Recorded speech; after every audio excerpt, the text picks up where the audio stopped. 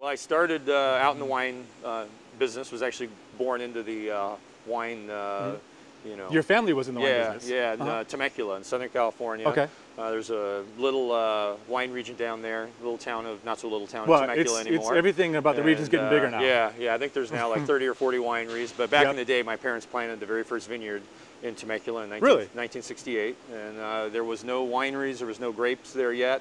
They were talked into it by a local agricultural, I guess, consultant you'd call him. Dick Brake was his name, and he helped them plant the first vineyard. It was a 52-acre vineyard at Petit Syrah in Chenin Blanc. A few years later, Callaway Winery came in, and my parents were selling all their grapes to them, but they pretty much planted this vineyard on a whim.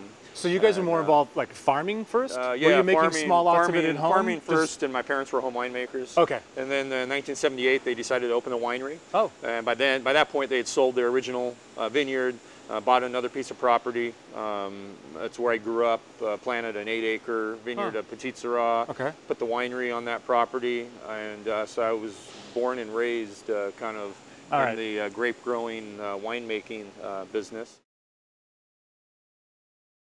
And along the way, we had a winemaker who was a home brewer.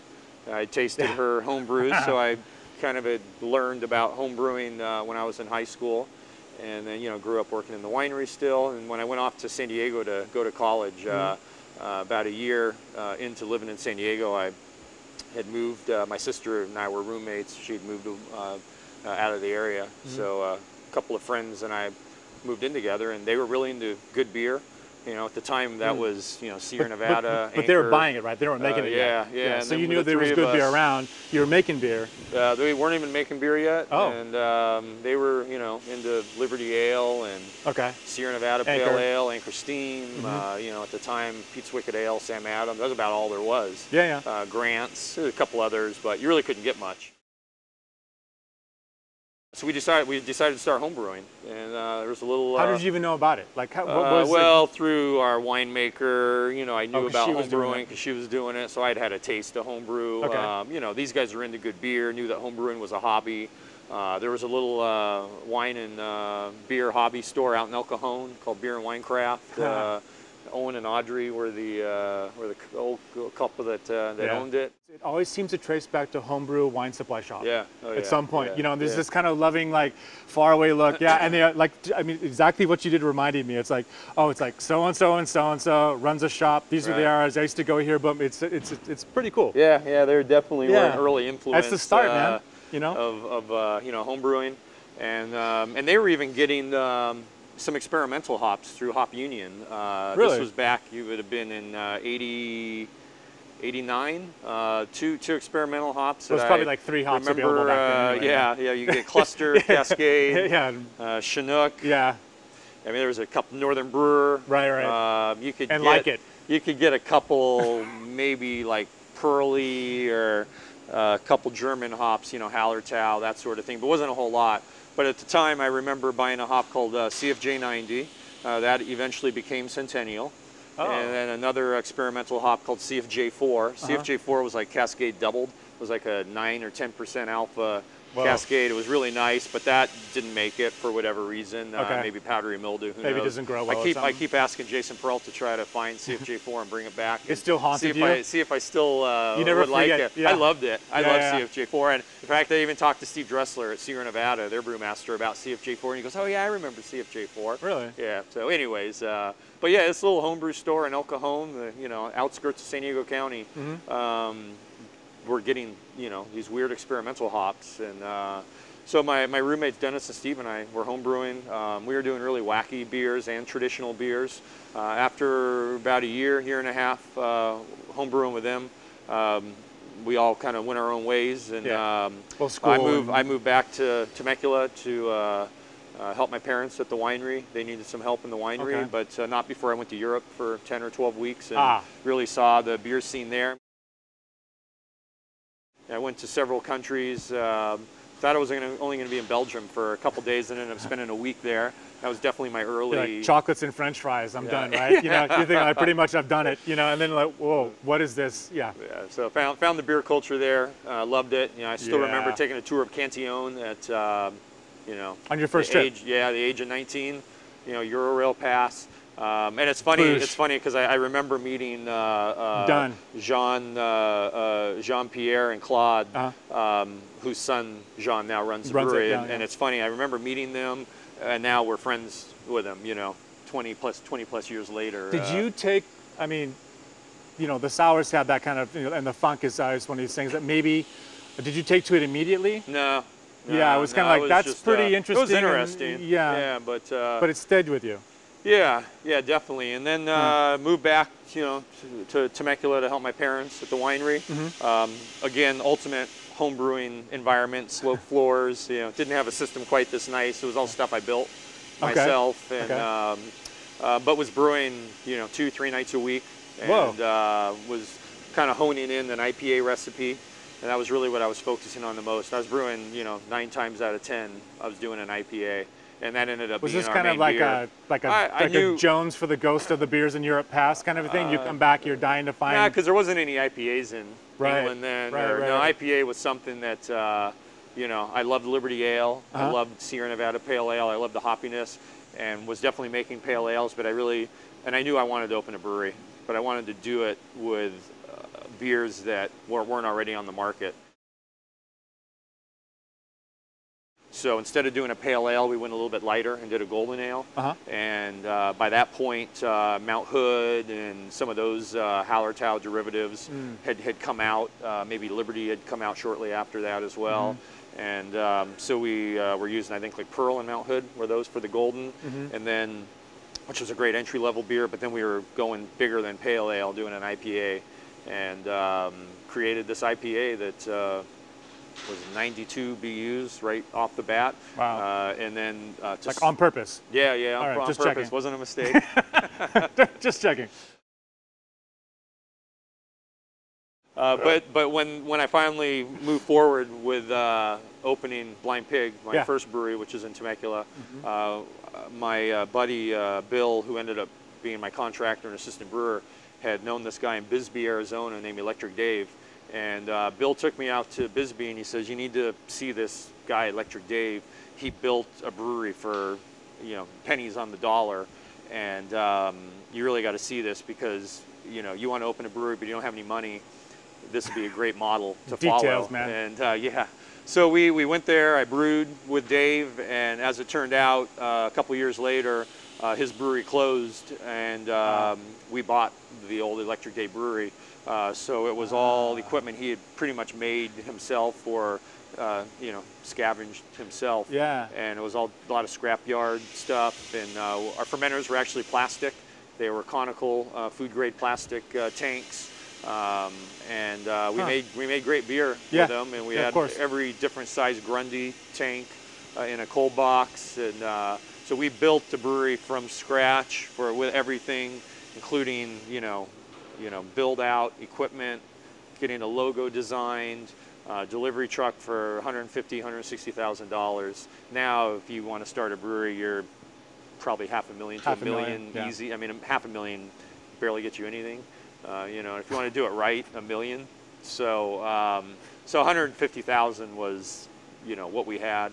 And it was definitely a struggle, but that's when I brewed the double IPA. Okay. We wanted to, we took our IPA recipe, and we knew that was going to probably be the first beer, but we were a little worried. Just, you know, I had only brewed once professionally. When I did it totally ass backwards. You know, normally you go work for someone else and make all the mistakes on their dime. Well, I went balls in and made the mistakes on my own dime, but decided that the best thing to do. But you guys had brewed a lot already on small format. A lot of home brewing, and we had the IPA your family's recipe been around dialed. Fermentation, and, you know, so I mean, your head was in the game. Just the details, you know. And, so I called Vince Marsaglia down at Pizza Port. They were making an IPA. That was back when Pizza Port only had one facility. I really liked their IPA. In fact, I'd only had 3 IPAs commercially. Pizza Port, Rubicon, and there was a company called Oregon Ale Works, which was a Boston beer company, side company. They made a pretty decent IPA for the time, and that was about it. Grant's maybe had one as well, but I really loved Rubicons, and the peat support. And I asked about what time? What year was that around? 94. About 94. Okay. So I asked Vince if he could help me translate my recipe up, and he ended up just giving me his exact recipe, and he goes, well, use this as a guideline. He totally trusted me that I wasn't going to copy his recipe, and Nice. I didn't. It wasn't Nice. the intent. I had my own recipe already designed, and so it gave me a Did good you have starting any point. examples of what you had brewed? Of your 92? He probably never tasted them. No, Oh, okay. I don't think so. Although I can't remember. And Vince and I are still friends, Okay. you know, to this day. But I still was a little nervous, so I decided to take our IPA recipe and double all the hops and raise the malt bill up a little bit, make a bigger version of it, figuring that if we made a bigger beer, we'd be able to maybe cover up any potential flaws that were in the recipe. And the big hop flavors, you know, that literally was like part of the mindset? Yeah, like yeah, just in case, I'm going to cover my ass? Yeah, yeah, we came through and we wanted to make this beer that comes from being in a fermentation background. Yeah, probably. Seriously, no, seriously, that's like a savvy, like you've been around enough to like think about, Well, we couldn't afford to waste that one. Yeah, waste the first batch either. We had to go. What was for the it. size on the first batch? It was a 7-barrel system because it was such a big beer on a 7-barrel system. It was more like a 5 or 6 barrel batch. So the first beer we made that was supposedly the first just ever from the double grain IPA, absorption, the hop absorption, yeah, of the liquid. Yeah, that first batch was called Inaugural Ale. So it was a double IPA, and we actually put it into these. We got these. I don't know. They were probably two barrel giant corny. So they were 60-gallon corny kegs on wheels that we bought from Knott's Berry Farm, and they would get their Pepsi and Coke syrup in them. Okay. And we actually aged the beer on these things and dry hopped the beer, this Inaugural Ale, for like a year on oak chips and dry hops. And then you we left the hops released in there it for a year? Yeah, and then we would keep adding hops to it. Okay. And then we was there a cycling out, or you just left it? Yeah, you just kept we adding cycle and left them out. Yeah. Okay. And then it became our anniversary beer. So we did this double IPA initially, and then kept it as our anniversary How are beer. you? I mean, did you have two and transfer to the Yeah, one, or yeah, were you? exactly. No, it was Okay, so it wasn't transfer like trying to get out a bag and get a bag. Okay, just No, clean. it would all be done under CO2, and then and then after that we kept making. Then we had our regular IPA. So that Inaugural Ale and our double IPAs that we made at Blind Pig were 120 BUs. That was measured, just huge, giant pop. Go for 11. Turn up to 11. But the alcohol was only like 7. And then our regular IPA was 6.1, 6.2. Was there sugar 92. on it though? No, not back then. I wasn't using any sugar. I was too good for sugar. Now we use so much sugar. So we use thousands of pounds of sugar a month. But now I'm in love with sugar. I love using sugar for awesome. what it contributes. Just saying. But the Blind Pig IPA was dry hopped with oak chips every time too. So not only did we have Cascades, Centennials, CTZ, or back then it was just Columbus. Right. We were using oak chips in every batch, and that was a part of it. Our barley wine would sometimes have oak chips in it. And when was this around again? That was 94, 95, 96. Yeah, all the double IPAs that we were making back then.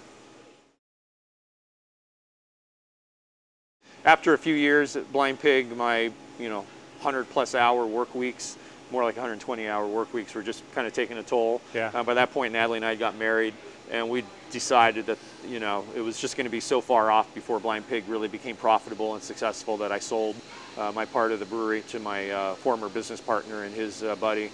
Okay. They kept the brewery going for a few years. Natalie and I moved up to Northern California, to Sonoma County here in early '97, so I left Blind Pig in late '96. I was there for 3 years. Okay. Moved up here. Corbel Winery, Corbel Champagne Cellars, was opening a they were jumping brewery, into the brewery, yeah. And they needed someone to run the brewery, so they hired me to run the brewery for them. And after 2 or 3 months there, they gave me full control of running the brewery. They, I guess I earned their trust. I'd check you out. And for 6 years, we brewed there. When they decided to close the brewery in 2003, we were only making 1,500 barrels, so it wasn't a whole lot. 1,500 barrels isn't a whole lot of beer. But instead of just shutting the brewery down, cold turkey, they asked what I wanted out of it, the closing. And I said, well, I would love to carry on Russian River, and can I buy the brand from you and all the beer names? And so I did, and. Wow. That was in lieu of my severance. They gave me the Russian River name and all the the names and Pretty stuff nice. that we had. And so 2003 to 2004, Natalie and I had shut the operation down. We had raised enough money to build the brew pub in downtown Santa Rosa. I remember that year. Yeah, we I remember that. built the pub, and we opened April, I think 3rd, our anniversary, 8-year anniversary just passed a couple days ago. Okay. And that was 8 years ago. We're actually about to sign another 10-year lease on the pub to take us another 12 years, because we still have 2 more years on our lease, and then 10 years after that. And then we're at our production brewery now, which opened May 1st of 2008. Okay. And so we've been here now for almost 4 years. And so we brew about, at this time, about 3,500 barrels a year out of our pub. About 2,200 or 2,300 barrels are sold over the bar, be it pints, growlers, that sort of thing. Yep. And then the rest of that, the beer from the pub, we transfer over here and use it for distribution. It's usually more of our one-off beers that we sell locally. And then here at the production brewery, we make 11 or 12,000 barrels, and that's all for distribution. It's about 60% draft, 40% bottled. How do you feel like, I mean, because, you know, expanding from, you know, smaller to a little bit bigger, I mean, there's a reality of economics that enters into, you know, but at some point there's another thing that starts to happen where if you're too big and too dilute, you know, part of what I was talking about in the beginning was that, you know, that there's a consistency and a quality and a focus, and there's a love, and everyone seems to be fully baked in its own way. You know, it's like a little art project, you know, and at some point if you get too big, you can't do that anymore. Yeah, unless you're Sierra Nevada, which is why Sierra Nevada is my model, and it's true. It's who Natalie and I really look to and admire the most. Because they managed to maintain both of those? They've managed to maintain both, and now they're, you know, about to build a second facility on the East Coast, and you know, Brian, Ken's son's going to oversee that. And I really admire what they've done. But for us specifically, we don't have plans to grow too fast that's what I or was too getting big. at, yeah. And we're really more into organic growth and let things happen naturally. So, you know, we don't have a plan. We don't have a growth plan or a strategic sales plan. We add a tank when it feels right. We're out of space now at both our breweries, so we can't add any more tanks, you know, unless we put one where we're standing or something. So our next move would be another piece of property, and you know, next door expansion, and we're just not quite. Do you feel like we're not ready for that yet? For the moment, it's enough. Yeah, for the moment, we feel really comfortable. You can maintain this level of. Yeah. Everyone's got their job. That's just checking. It's running, you know, good. You have your days every once in a while, you know, bottling line doesn't run quite right, or you know, pump breaks, but those things always happen. So that's where we're at now. We're kind of 4 companies in one. We're, you know, a brewery at the pub, a brewery here at the production brewery, and then our pub is, you know, just the restaurant is, you know, that's a handful in and of itself. And then we also run our own distribution company, so we self-distribute. You self-distribute? Yeah, we cover the whole Bay Area, East Bay, San Francisco, up to Marin, and then the whole North Bay. So Marin, you know, Sonoma, Napa as well. What was the, I mean, obviously that, you know, it's a good goal, you know, to be able to do it yourself, and you're small enough where you can probably manage that, but was there a kind of process for maybe in the beginning you were looking at maybe finding a distributor, but that didn't work out, you're too small or different, funky, or you just said, forget it, we're always just going to do it? I've always been a proponent of self-distribution. Blind Pig, we self-distributed. Okay, so you had a history of that. I've always believed in it. At some point, if we grew any more, we may need to go to a distributor in certain areas, but for now we're at the perfect mark where we can self-distribute, and we like that our drivers are sort of our sales guys too, and they see every one of our accounts every week, and it's not just a delivery guy delivering our beer, it's someone representing our company. So it's another continuation of like that connection to the whole process. You know, it's pretty consistent what I'm seeing what you're doing. Which anyways, is cool. I think that's a pretty good snapshot of where we're at. So Great, thank you. Yeah. Cool.